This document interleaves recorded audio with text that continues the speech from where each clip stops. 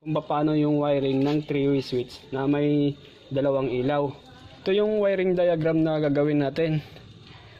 Dito sa ating wiring diagram, may nakalagay ditong circuit breaker, load, bali dalawa to guys, at saka ito, saka dalawang 3-way switch. Yan guys. So dito, simula dito guys, yung linya na to, simula dito sa ating circuit breaker, itong linya na to, ito yung line 1 na papunta dito sa ating isang 3-way switch. Tapos itong linya naman to guys, yan, papunta dito sa ating dalawang load. So ito yung line 2 natin. Tapos itong kulay dilaw naman, yan, simula dito sa ating load at saka dito, ito yung tinatawag na return na papunta dito sa ating isang 3-way switch.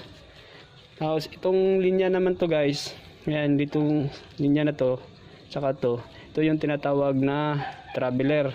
Paano ba malalaman kung 3-way switch yung ating switch?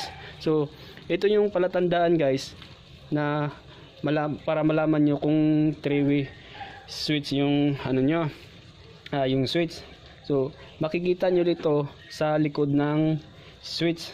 So dito may nakalagay ditong 0 o yung tinatawag na common. So bali may continuity to guys, yung butas na to may continuity to. Tapos dito naman sa baba, may nakalagay ditong 1 tsaka 3. Yan, mapapansin nyo dito guys, yan yung pinaglagyan ng traveler.